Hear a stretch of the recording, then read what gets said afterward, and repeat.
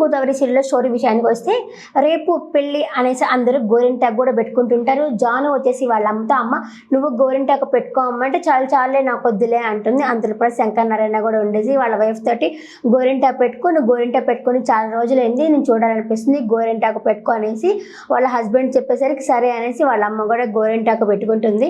ఇంకా జాను వచ్చేసి అదేంటమ్మా నేను చెప్తేమో గోరింటాకు పెట్టుకోలేదు, నాన్న చెప్పంగానే నువ్వు గోరింటాకు పెట్టేసుకుంటున్నావు అని చెప్పి అలా సరదాగా మాట్లాడుకుంటే ఇంకా అమ్మాయి ఉండేసి అమ్మ గోరింటాకు వెర్రగా పండితే మంచి మొగుడు వస్తాడు కదమ్మా అంటే అవునే నీకు మంచి మొగుడు వస్తాడు అని చెప్పి ఇలా సరదాగా మాట్లాడుకుంటూ ఉంటారు. ఇంకా మాట్లాడుకుంటున్నప్పుడు జాను కూడా వచ్చేసి వాళ్ళ నాన్నకి పట్టు వస్త్రాలు తీసుకొచ్చి ఇస్తుంది. నాన్న ఇదిగో నీకు గిఫ్ట్ అని చెప్పనేసి ఇంకా ఈ అమ్మాయి అడుగుతుంది, పెళ్లి కూతురు అడకానంద అడుగుతుంది అదేంటిది నా పెళ్ళికి నాన్నకి గిఫ్ట్ ఇచ్చావు ఇది నాకెక్కడ గిఫ్ట్ అంటే నీకు వచ్చేసి రిసెప్షన్లో ఇస్తాను అంటే మా ఆయన అమెరికాలో ఉంటాడు కాబట్టి అంత గ్రాండ్గా ఉండాలి గిఫ్ట్ అనేసరికి ఇంకా గౌతమి జాను వచ్చేసి వాళ్ళ అక్కతోటి అక్క నీకు ఒక అమెరికా పిచ్చికి నీకు ఒక నమస్కారం అక్క అని చెప్పేసి సరదాగా ఆట పట్టిస్తూ ఉంటారు. ఇంకా సాంగ్ వేసుకొని ఎంజాయ్ చేస్తూ ఉంటారు. ఎందుకంటే పెళ్ళి కదా హ్యాపీగా ఉంటుంది కదా. ఇంకా డీజే పెట్టుకొని సాంగ్ వేసుకుంటూ ఉండేసరికి వాళ్ళ నాయనకి ఫోన్ వస్తుంది. ఎవరో ఫోన్ చేస్తున్నారా అని చెప్పి లిఫ్ట్ చేస్తే ఆయన వాళ్ళ మామ అంటే ఈ అమ్మాయి పెళ్లి చేసుకోపోతున్నాడు అనమాట. అతను ఫోన్ చేసి రేపు తోట ఇవ్వాలా గుర్తుందా రేపు కళ్యాణ మండపంలో అని చెప్పేసరికి గుర్తుంది అయినా సింహాద్రి మీకు ఫోన్ చేయలేదా అని చెప్పి అడిగితే నాకేం ఫోన్ చేయలేదు అని చెప్తాడు ఆయన.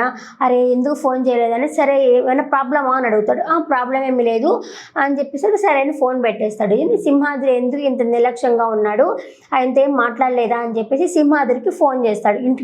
ఇంటికి ఫోన్ చేసేసరికి ఆయన సెల్ ఇంట్లోనే ఉందనుకుంటుంది. ఇంట్లో సెల్ కాదు ఫోన్ అయితే లిఫ్ట్ చేయడు. ఫోన్ లిఫ్ట్ చేయకపోయేసరికి వాళ్ళ వైఫ్కి ఫోన్ చేస్తాడు. అదే వాళ్ళ వైఫ్ సెల్ ఫోన్ చేసి ఎక్కడమ్మా సింహాద్రి ఉన్నాడా అంటే ఆయన ఈ టైంలో తోటలో ఉంటాడన్నయ్య ఏమన్నా చెప్పాలా అంటే లేదమ్మా నేను ఊరికినే అడిగాను అని చెప్పి తనైతే అంటాడు. సరేనని చెప్పేసి ఇంకా తన కోసం అయితే బయలుదేరుతాడు. అక్కడికి వస్తూ ఉంటాడు. వచ్చేసరికి ఇక్కడ వీళ్ళు మాట్లాడుకుంటూ ఉంటారు. సింహాద్రి వాళ్ళ ఫ్రెండ్స్ ఉన్నారు కదా శకుని కంటే ఎక్కువ తెలివితేటలు ఉన్నాయి నీకు అని చెప్పేసి వాళ్ళ ఫ్రెండ్స్తో మాట్లాడుతుంటే రేపు తోట ఇవ్వాలి కదా ఏం చేస్తావు అనేసరికి ఏముంది తోట నా పేరు మీద ఉంది ఆయన పేరు మీద ఏమీ లేదు ఈ తోట అంతా నాదే అని చెప్పేసి చెప్తా ఉంటాడు. ఈ లోపల అతను వచ్చేసి సింహాద్రి అని చెప్పి అరుస్తాడు శంకర్ నారాయణ.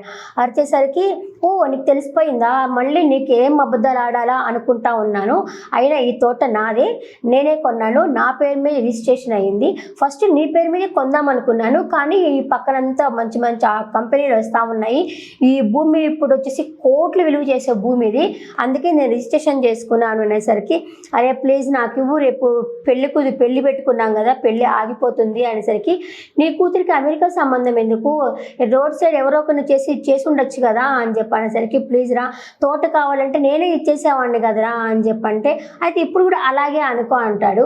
అరే నేను నమ్మాను కదరా నమ్మి మోసం చేసావు కదరా అంటే నీకు ఒక ఎగ్జాంపుల్ చెప్తాను.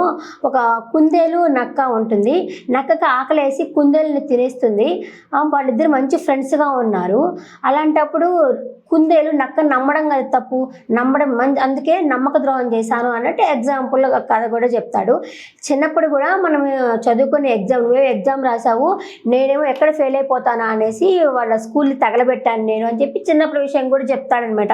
నువ్వు చదువుకునేటప్పుడు ఇలా చేసాము ఎందుకంటే నువ్వు పాస్ అయిపోతావు ఆ తర్వాత నుంచి నువ్వు పనిలోకి వెళ్ళావు చిన్న ఎగ్జామ్లోనే ఇలా చేశాను అంటే ఈ తోట నేను ఎలా ఇస్తాను అనుకున్నావు ఈ తోట నాది అని చెప్పేసి 2-3 సార్లు చెప్తాడు. చెప్పేసరికి పాపము ఆయన అయితే కాళ్ళు కూడా పట్టుకుంటాడు వచ్చి ప్లీజ్ రా పెళ్ళి అయిపోతుందిరా నీ కాళ్ళు పట్టుకుంటాను రా అని చెప్పి కాళ్ళు పట్టుకునేసరికి కాళ్ళతో నెడతాడు. నెట్టేసి ఈ ఇక్కడి నుంచి అని చెప్పి ఒక తోపు దోస్తాడు పాపం పడిపోతాడు. అయ్యో అనిపిస్తుంది అతన్ని చూస్తే. అప్పుడు చేస్తున్నసరికి ఈ విషయం కానీ మీ ఇంట్లో ఎవరికైనా చెప్పావు అనుకో అప్పుడు చెప్తాను నీ పని అని చెప్పేసి అతనైతే చెప్తాడు. ఇక దానికి ముందు కొంచెం ఏం జరుగుతుంది అంటే ఇతను ఉన్నాడు కదా మర్చిపోయా పేరు మురళి పెళ్ళికి రెడీ అయ్యి వస్తేసరికి వాళ్ళ అమ్మ తిడుతుంది అదేంటది నిన్ను కాదని చెప్పుకున్న వాళ్ళ పెళ్ళికి నువ్వైతే వెళ్తా ఉన్నావా నీకు సిగ్గు లేదా అనేసి వాళ్ళ అమ్మ కూడా అడుగుతుంది. దాని తర్వాత ఇదంతా జరిగిందనమాట. ఇంకా తర్వాత ఆయన అలా బాధతో ఏడ్చుకుంటూ వచ్చేస్తాడు. రేపటి ఎపిసోడ్లో ఆయన చనిపోయాడు అనమాట. ఈరోజు ఎపిసోడ్లో కాదు రేపటి ఎపిసోడ్లో. పాపం అందుకే ఎవరిని అంత గుడ్డిగా నమ్మకూడదు అనేది నమ్మక ద్రోహం చేసి మళ్ళీ ఆ కుందేలు కథ నక్క కథ చెప్తా ఉన్నాడు. అమ్మో శకుని కంటే ఎక్కువ అబ్బాయి అసలు ఇదే ఈరోజు జరిగిన స్టోరీ. ఈ ఎపిసోడ్ పట్ల మీకు ఎలా అనిపించింది కమెంట్ సెక్షన్లో కమెంట్ చేయండి. షార్ట్ అండ్ స్వీట్గానే చెప్పాను, అంతగా ఏమీ లేదు ఈరోజు ఎపిసోడ్లో.